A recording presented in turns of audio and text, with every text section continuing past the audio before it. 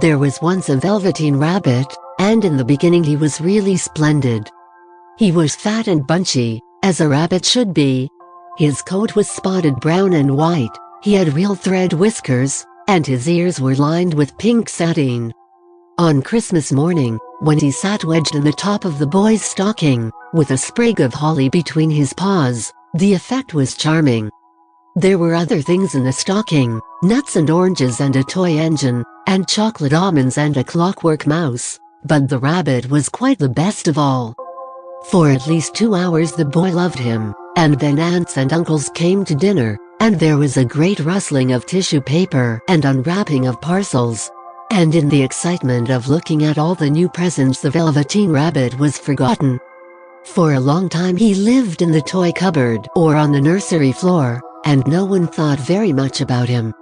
He was naturally shy, and being only made of velveteen, some of the more expensive toys quite snubbed him. The mechanical toys were very superior, and looked down upon everyone else. They were full of modern ideas, and pretended they were real. The model boat, who had lived through 2 seasons and lost most of his paint, caught the tone from them and never missed an opportunity of referring to his rigging in technical terms. The rabbit could not claim to be a model of anything, for he didn't know that real rabbits existed. He thought they were all stuffed with sawdust like himself, and he understood that sawdust was quite out of date and should never be mentioned in modern circles. Even Timothy, the jointed wooden lion, who was made by the disabled soldiers, and should have had broader views, put on airs and pretended he was connected with government. Between them all, the poor little rabbit was made to feel himself very insignificant and commonplace, and the only person who was kind to him at all was the Skin Horse. The Velveteen Rabbit and Other Christmas Toys. The Skin Horse tells his story. The Skin Horse had lived longer in the nursery than any of the others. He was so old that his brown coat was bald in patches and showed the seams underneath, and most of the hairs in his tail had been pulled out to string bead necklaces.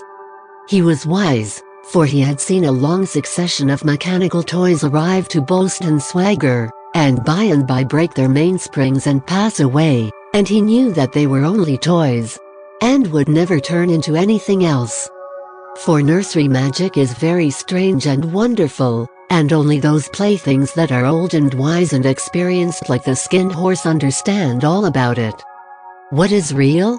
asked the rabbit one day, when they were lying side by side near the nursery fender, before Nana came to tidy the room. "Does it mean having things that buzz inside you and a stick-out handle?" "Real isn't how you are made," said the Skin Horse. "It's a thing that happens to you. When a child loves you for a long, long time, not just to play with, but really loves you, then you become real." "Does it hurt?" asked the rabbit. "Sometimes," said the Skin Horse, for he was always truthful. "When you are real you don't mind being hurt." "Does it happen all at once, like being wound up?" he asked, "or bit by bit?" "It doesn't happen all at once," said the Skin Horse. "You become. It takes a long time.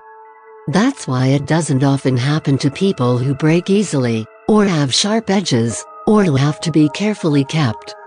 Generally, by the time you are real, most of your hair has been loved off and your eyes drop out and you get loose in the joints and very shabby.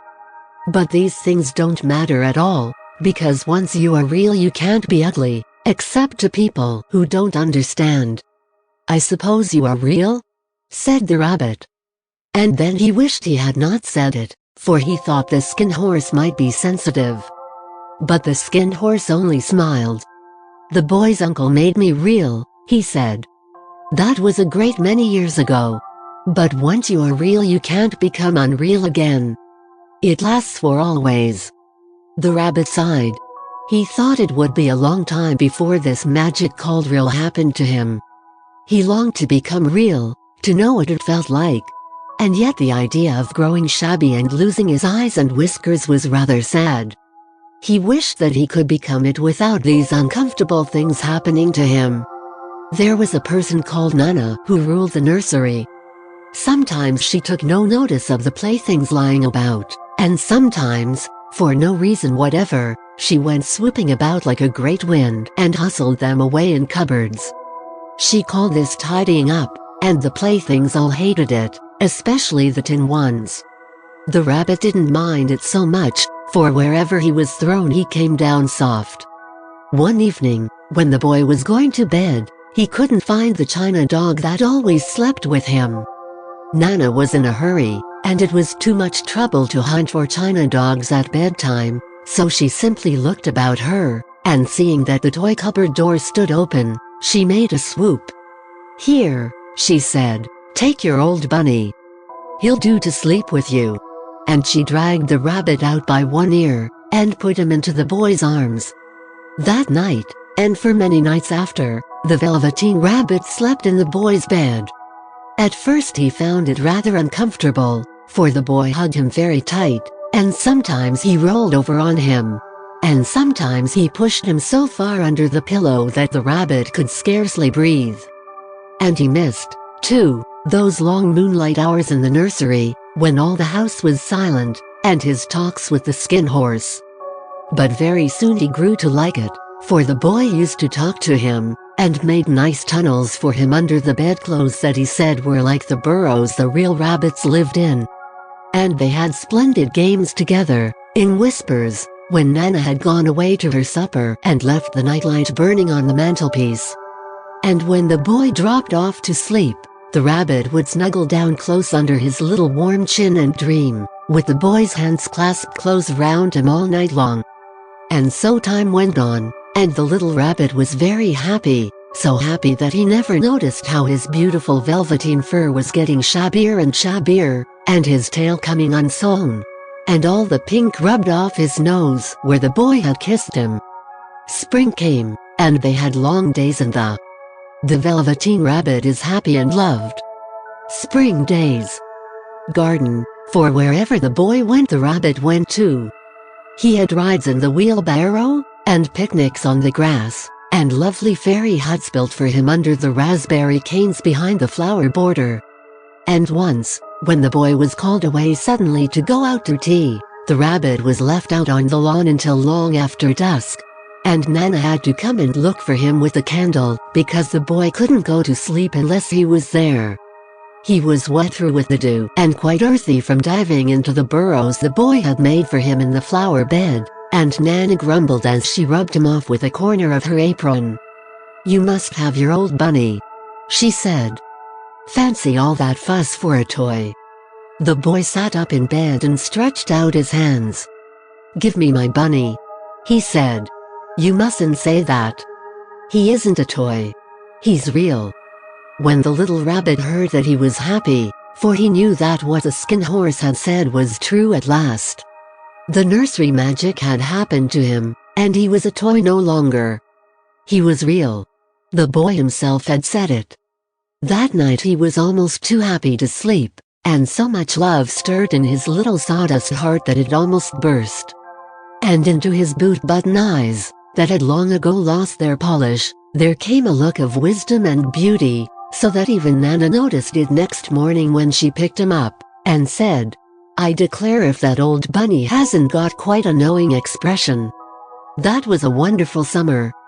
Near the house where they lived there was a wood, and in the long June evenings the boy liked to go there after tea to play. He took the Velveteen Rabbit with him, and before he wandered off to pick flowers, or play at brigands among the trees, he always made the rabbit a little nest somewhere among the bracken, where he would be quite cozy, for he was a kind-hearted little boy and he liked Bunny to be comfortable. One evening, while the rabbit was lying there alone, watching the ants that ran to and fro between his velvet paws in the grass, he saw two strange beings creep out of the tall bracken near him. They were rabbits like himself, but quite furry and brand new. They must have been very well. The Velveteen Rabbit plays outside. Summer days. Made, for their seams didn't show at all, and they changed shape in a queer way when they moved. One minute they were long and thin, and the next minute fat and bunchy, instead of always staying the same like he did. Their feet padded softly on the ground, and they crept quite close to him, twitching their noses, while the rabbit stared hard to see which side the clockwork stuck out. For he knew that people who jump generally have something to wind them up. But he couldn't see it. They were evidently a new kind of rabbit altogether. They stared at him, and the little rabbit stared back. And all the time their noses twitched. "Why don't you get up and play with us?" one of them asked. "I don't feel like it," said the rabbit, for he didn't want to explain that he had no clockwork.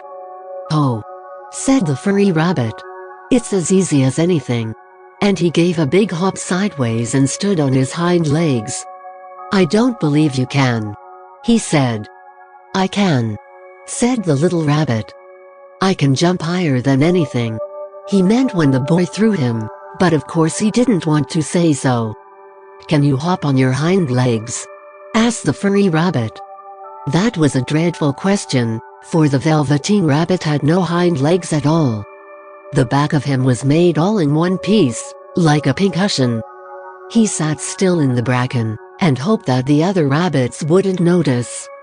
"I don't want to," he said again. But the wild rabbits have very sharp eyes.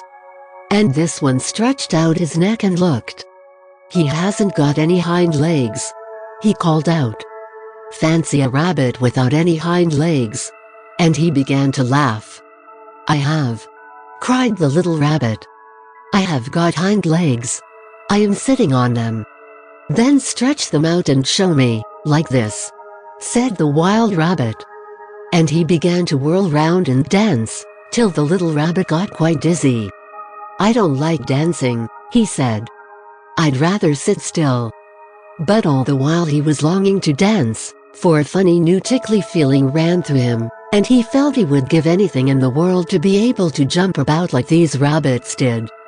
The strange rabbit stopped dancing, and came quite close. He came so close this time that his long whiskers brushed the Velveteen Rabbit's ear, and then he wrinkled his nose suddenly and flattened his ears and jumped backwards. "He doesn't smell right," he exclaimed. "He isn't a rabbit at all. He isn't real." "I am real," said the little rabbit, "I am real." The boy said so. And he nearly began to cry. Just then there was a sound of footsteps, and the boy ran past near them, and with a stamp of feet and a flash of white tails the two strange rabbits disappeared. "Come back and play with me," called the little rabbit. "Oh, do came back. I know I'm real." But there was no answer, only the little ants ran to and fro, and the bracken swayed gently where the two strangers had passed. The Velveteen Rabbit was all alone. "Oh, dear," he thought. "Why did they run away like that? Why couldn't they stop and talk to me?" For a long time he lay very still, watching the bracken, and hoping that they would come back. But they never returned, and presently the sun sank lower and the little white moths fluttered out, and the boy came and carried him home. Weeks passed, and the little rabbit grew very old and shabby, but the boy loved him just as much. He loved him so hard that he loved all his whiskers off, and the pink lining to his ears turned gray, and his brown spots faded. He even began to lose his shape, and he scarcely looked like a rabbit anymore, except to the boy. To him he was always beautiful, and that was all that the little rabbit cared about. He didn't mind how he looked to other people, because the nursery magic had made him real, and when you are real shabbiness doesn't matter. And then, one day, the boy was ill. His face grew very flushed, and he talked in his sleep, and his little body was so hot that it burned the rabbit when he held him close. Strange people came and went in the nursery, and a light burned all night, and through it all the little Velveteen Rabbit lay there, hidden from sight under the bedclothes, and he never stirred. For the Velveteen Rabbit loves the boy and waits patiently for him. Anxious times. Was afraid that if they found him someone might take him away, and he knew that the boy needed him. It was a long weary time, for the boy was too ill to play, and the little rabbit found it rather dull with nothing to do all day long. But he snuggled down patiently, and looked forward to the time when the boy should be well again. And they would go out in the garden amongst the flowers and the butterflies and play splendid games in the raspberry thicket like they used to. All sorts of delightful things he planned, and while the boy lay half asleep he crept up close to the pillow and whispered them in his ear. And presently the fever turned, and the boy got better. He was able to sit up in bed and look at picture books, while the little rabbit cuddled close at his side. And one day, they let him get up and dress. It was a bright, sunny morning, and the windows stood wide open. They had carried the boy out onto the balcony, wrapped in a shawl, and the little rabbit lay tangled up among the bedclothes, thinking. The boy was going to the seaside tomorrow. Everything was arranged, and now it only remained to carry out the doctor's orders. They talked about it all, while the little rabbit lay under the bedclothes, with just his head peeping out, and listened. The room was to be disinfected, and all the books and toys that the boy had played with in bed must be burnt. Hurrah! Thought the little rabbit. Tomorrow we shall go to the seaside. For the boy had often talked of the seaside, and he wanted very much to see the big waves coming in, and the tiny crabs, and the sand castles. Just then Nana caught sight of him. "How about his old bunny?" she asked. "That?" said the doctor. "Why, it's a mass of scarlet fever germs. Burn it at once." "What? Nonsense. Get him a new one. He mustn't have that anymore." And so the little rabbit was put into a sack with the old picture books and a lot of rubbish, and carried out to the end of the garden behind the fowl house. That was a fine place to make a bonfire, only the gardener was too busy just then to attend to it. He had the potatoes to dig and the green peas to gather, but next morning he promised to come quite early and burn the whole lot. That night the boy slept in a different bedroom, and he had a new bunny to sleep with him. It was a splendid bunny, all white plush with real glass eyes, but the boy was too excited to care very much about it. For tomorrow he was going to the seaside, and that in itself was such a wonderful thing that he could think of nothing else. And while the boy was asleep, dreaming of the seaside, the little rabbit lay among the old picture books in the corner behind the fowl house, and he felt very lonely. The sack had been left untied, and so by wriggling a bit he was able to get his head through the opening and look out. He was shivering a little, for he had always been used to sleeping in a proper bed, and by this time his coat had worn so thin and threadbare from hugging that it was no longer any protection to him. Nearby he could see the thicket of raspberry canes, growing tall and close like a tropical jungle, in whose shadow he had played with the boy on bygone mornings. He thought of those long sunlit hours in the garden, how happy they were, and a great sadness came over him. He seemed to see them all pass before him, each more beautiful than the other, the fairy huts in the flower bed, the quiet evenings in the wood when he lay in the bracken and the little ants ran over his paws, the wonderful day when he first knew that he was real. He thought of the skin horse, so wise and gentle, and all that he had told him. Of what use was it to be loved and lose one's beauty and become real if it all ended like this? And a tear, a real tear, trickled down his little shabby velvet nose and fell to the ground. And then a strange thing happened. For where the tear had fallen a flower grew out of the ground, a mysterious flower, not at all like any that grew in the garden. It had slender green leaves the color of emeralds, and in the center of the leaves a blossom like a golden cup. It was so beautiful that the little rabbit forgot to cry, and just lay there watching it. And presently the blossom opened, and out of it there stepped a fairy. She was quite the loveliest fairy in the whole world. Her dress was of pearl and dewdrops, and there were flowers round her neck and in her hair, and her face was like the most perfect flower of all. And she came close to the little rabbit and gathered him up in her arms and kissed him. The lovely fairy brings magic to the story. The fairy flower. On his velveteen nose that was all damp from crying. "Little rabbit," she said, "don't you know who I am?" The rabbit looked up at her, and it seemed to him that he had seen her face before, but he couldn't think where. "I am the nursery magic fairy," she said. I take care of all the playthings that the children have loved. When they are old and worn out and the children don't need them anymore, then I come and take them away with me and turn them into real." "Wasn't I real before?" asked the little rabbit. "You were real to the boy," the fairy said, "because he loved you. Now you shall be real to everyone." And she held the little rabbit close in her arms and flew with him into the wood. It was light now, for the moon had risen. All the forest was beautiful, and the fronds of the bracken shone like frosted silver. In the open glade between the tree trunks the wild rabbits danced with their shadows on the velvet grass. But when they saw the fairy they all stopped dancing and stood round in a ring to stare at her. "I've brought you a new playfellow," the fairy said. "You must be very kind to him and teach him all he needs to know in Rabbitland, for he is going to live with you forever and ever."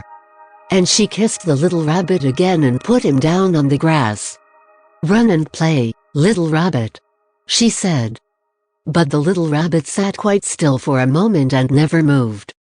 For when he saw all the wild rabbits dancing around him he suddenly remembered about his hind legs, and he didn't want them to see that he was made all in one piece.